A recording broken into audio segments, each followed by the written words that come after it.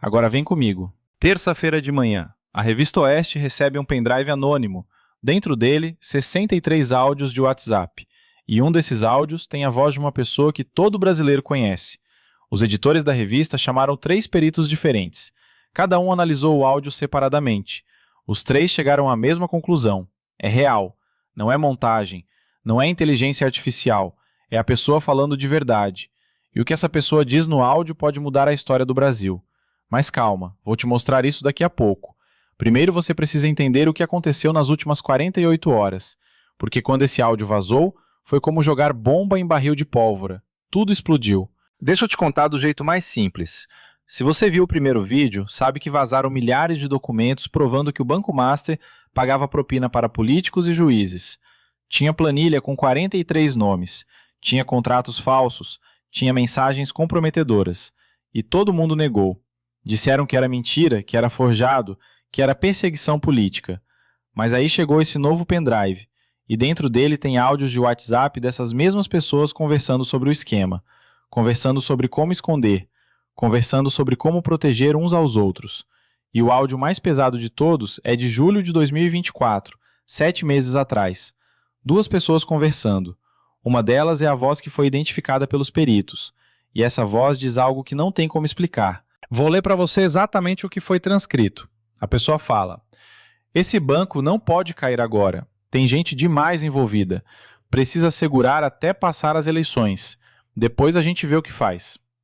A outra pessoa responde: o problema é que a Polícia Federal está apertando. Tem delegado querendo abrir tudo. E aí vem a parte que acabou com tudo. A primeira voz responde: então coloca alguém para segurar. Fala com ele que é ordem minha. Mas isso não pode vazar. Ordem para segurar a investigação da Polícia Federal. Ordem para obstruir a justiça. E tudo isso gravado. Agora vou te falar quem é a voz. Os 3 peritos confirmaram. É a voz do presidente Lula. Deixe isso afundar. O presidente da República, em áudio de WhatsApp, mandando segurar a investigação da Polícia Federal. Mandando colocar alguém para bloquear delegados que queriam investigar o Banco Master. E falando que era a ordem dele. Não tem como interpretar diferente. Não tem como dizer que foi tirado de contexto. A frase é clara, é direta, é crime. Quando a Revista Oeste publicou isso ontem de manhã, em 3 horas o site saiu do ar. Não porque censuraram, mas porque 5 milhões de pessoas tentaram acessar ao mesmo tempo. O site não aguentou. Redes sociais explodiram. E aí começou o caos. Palácio do Planalto soltou nota negando. Disse que o áudio é falso, que é deepfake, que usaram inteligência artificial para imitar a voz do Lula.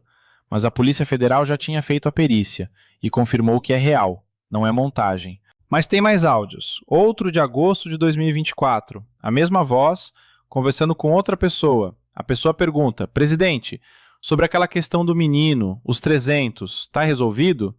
E a voz responde: tá sim, a Roberta resolveu. Pode ficar tranquilo, ninguém vai saber. Traduzindo, o menino é o Lulinha, filho do Lula. Os 300 são 300 mil reais por mês. Roberta é a executiva do Banco Master que fazia os pagamentos. E Lula está confirmando que sabia, que mandou resolver e que era para ninguém descobrir. É a prova direta que conecta Lula aos pagamentos para o filho. Terceiro áudio, setembro. Lula conversando com alguém que parece ser ministro do governo. A pessoa diz: aquele assunto está travado no Supremo com o Alexandre.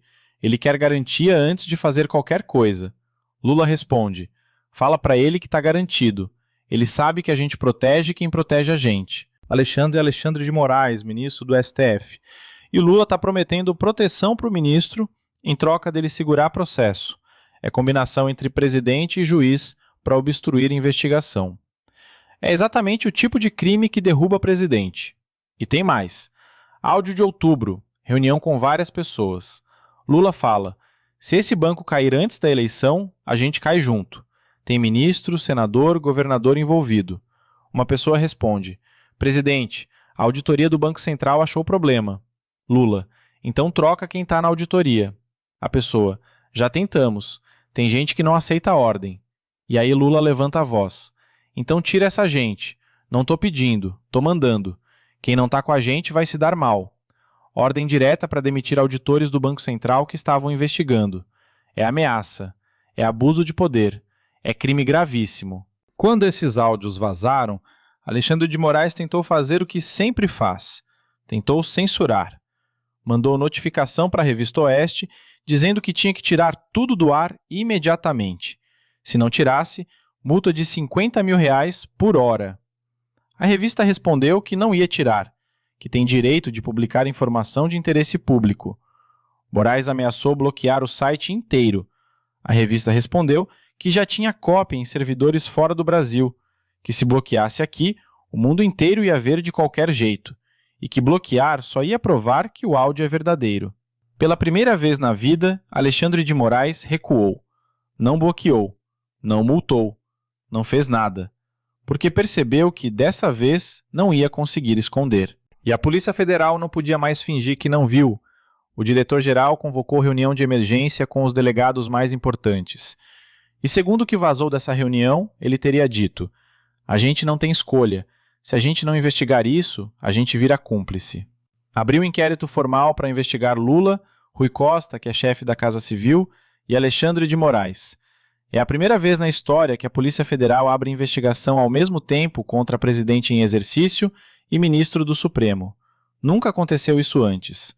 E o STF entrou em desespero, porque se Moraes cair, outros caem junto, porque os áudios mencionam um esquema envolvendo vários ministros.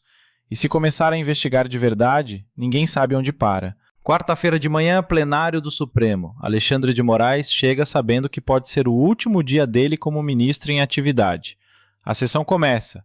Barroso, que é o presidente do STF, vai direto ao ponto. A corte precisa decidir se mantém ministro que está sendo investigado por crime, julgando processos. Flávio Dino, que sempre foi aliado de Lula, vota primeiro e surpreende todo mundo. Eu não vejo como a gente pode manter colega investigado por obstrução de justiça julgando o caso. Voto pelo afastamento dele até acabar a investigação. Moraes fica vermelho de raiva. Gilmar Mendes tenta salvar. Diz que os áudios podem ter sido manipulados, que precisa de mais perícia antes de tomar decisão tão grave. Barroso responde: a Polícia Federal já fez perícia, já confirmou que é real. A gente não tem base para questionar isso. Outros ministros começam a votar. Fachin vota pelo afastamento, Carmen Lúcia vota pelo afastamento, um por um os ministros vão isolando Moraes. No final, 8 votos para afastar, 3 contra.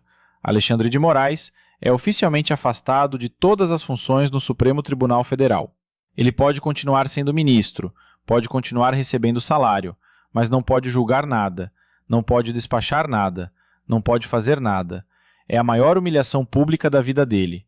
O homem que mandou prender deputado, que censurou jornalista, que bloqueou o Twitter inteiro, que se achava intocável, agora está afastado como qualquer investigado comum.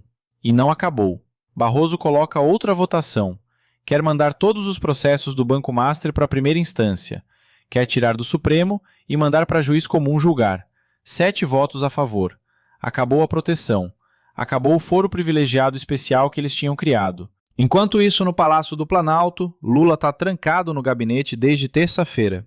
Não aparece. Não fala. Cancelou tudo. Só recebe a Janja, o Rui Costa e os advogados. E os advogados estão tentando montar defesa, mas não está fácil. Argumentos que eles têm. Primeiro, falar que os áudios foram obtidos de forma ilegal, que foi interceptação sem autorização. Segundo, falar que foram editados, que tiraram frases de contexto. Terceiro, falar que Lula não sabia de nada, que foi enganado por assessores. São argumentos fracos. A perícia já provou que os áudios não foram editados, são completos. Lula fala claramente sobre segurar a investigação, proteger gente envolvida, demitir auditor. Não tem como dizer que não sabia. A única salvação de Lula agora é política. É tentar segurar os votos no Congresso para impedir impeachment. Mas o Congresso está fugindo dele. Na quarta tarde teve reunião dos líderes partidários. Arthur Lira, que é o cara mais poderoso do Centrão, foi direto. Gente, olha as pesquisas. Lula está com 23% de aprovação. Se a gente continuar defendendo ele, a gente afunda junto nas eleições. Outro líder perguntou: mas se a gente virar agora, a gente perde influência no governo. Lira respondeu: que influência? Influência em governo que está caindo? Olha os áudios. Ele não sobrevive a isso.